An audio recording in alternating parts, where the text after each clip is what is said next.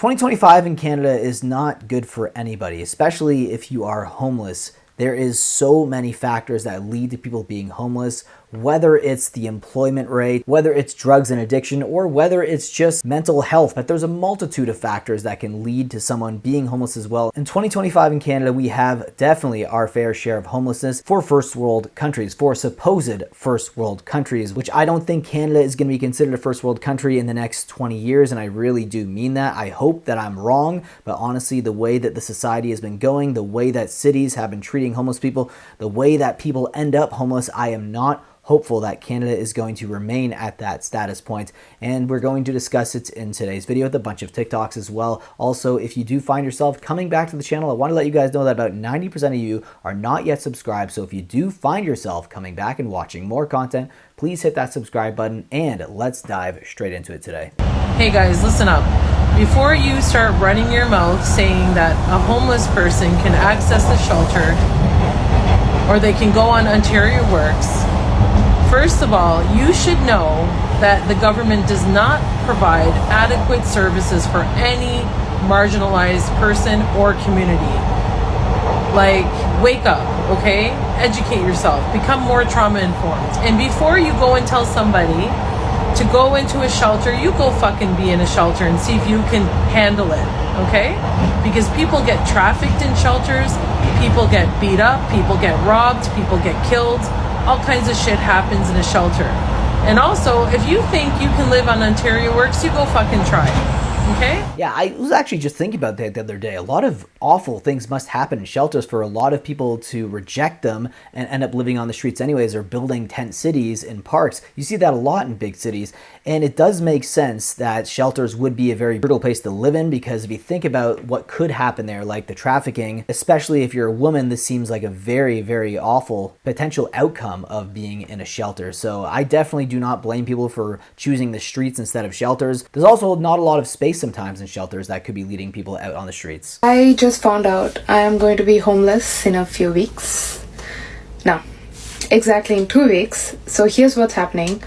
My landlord tells me that he has some issues and he needs to do renovation, which means I have to move out for 7 to 14 days.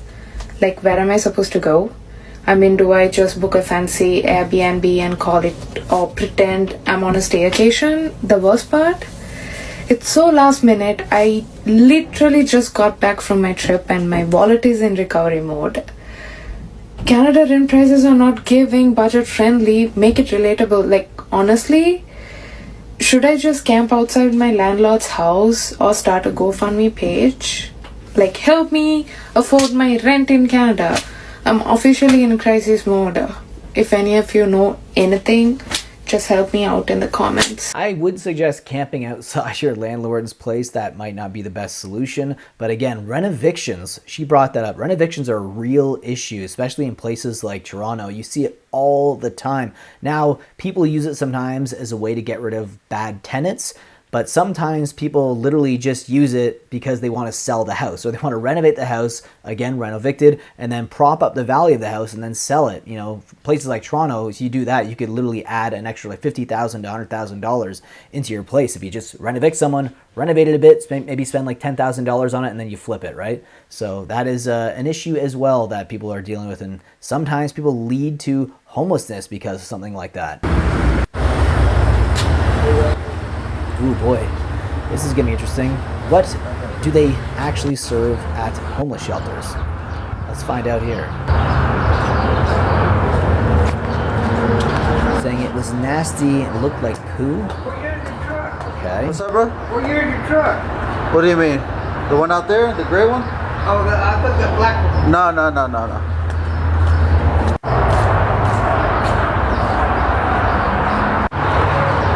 At least they're getting something, right? And it looks like it was prepared. I mean, if they put it in that, it can't just be like a candy bar or something, right? Or Mr. Noodles. So at least it looks like they're putting some effort into what they're actually giving homeless people. All right, finally, let's take a look. Here we go. Let's see what today's dinner is. Let's see what it is. Feels pretty heavy, so I feel like it's something. What the fuck? What the fuck is this? Okay, well, is it tacos?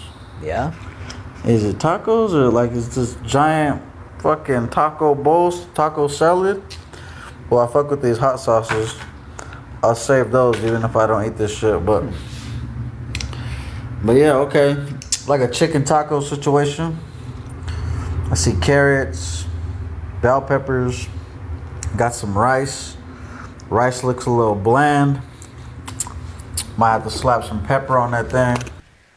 I mean, is it something that I'd purchase at a store to eat? Probably not, but if I was starving, I mean, it's not the worst thing in the world. Honestly, I was expecting a lot worse there, but let me know your thoughts about that. Is that something that you guys would eat, or do you think it looks disgusting? Let me know down below in the comment section. Do you think the spike in homelessness is because of the decriminalization of drugs, or do you think that's not related? No, the houseless issue here in our city specifically is because of unaffordable housing. People who can't access housing are more desperate and will turn to their own sort of medication to soothe some of their emotional distress of not having a house. Personally, I think decriminalization is a really positive thing. If we can have a safe drug supply where people are not going to die from doing drugs. Well, what would you say, like, the government of Vancouver or the Canadian government could do to reduce the opioid crisis or like help people that are in that situation? I think there could be better rehabilitation services offered. I think there could be better mental health. There should be some sort of affordable housing for people who need help, whether you're already without a house or if you're in some sort of financial distress. I think those are important things that would help. Offer people drug testing, offer people safe injection sites. I don't disagree with what he's saying there, but I think it's way more complicated than just, oh, houses are so expensive, so that's why everyone is just dying on the streets of drug overdosing. I don't think that that's the only reason. I think there is a fair point that safe injection sites can be good, but it also sometimes just leads to a lot of people kind of walking aimlessly high on the streets. And sometimes they can become violent or aggressive, right? Or they can be preyed upon themselves by people who are criminals as well, and they see them as easy targets. So regardless, it's a very, very difficult place to be in if you are homeless, and it's a really difficult subject to really put your finger on the pulse completely, because I think there's so many varying factors. Prisoners in BC are reportedly asking for extensions to their jail sentences due to the province's housing crisis. Because the average home prices in Vancouver is almost $1.5 million, and the average rent for a one-bedroom is $3,000. And BC is one of the provinces with the largest homeless population, with over 9,000 people experiencing homelessness. Can you imagine that? You're like, well, please, just anything but the housing market. Please just put me back in jail. I don't want to face the rental market again and get rejected constantly. In fact, what ends up happening after is people end up in places like this, and you see this a lot during the wintertime. Homeless people just sleeping inside banks and other places that have somewhere warm to sleep. And of course, being in Canada, where you have winter for 6 months of the year, you're going to see this a lot more, unfortunately. But this is where we're at in Canada right now in 2025. Leave your thoughts down below about this video's subject, and I will see you guys in the next one. Take care.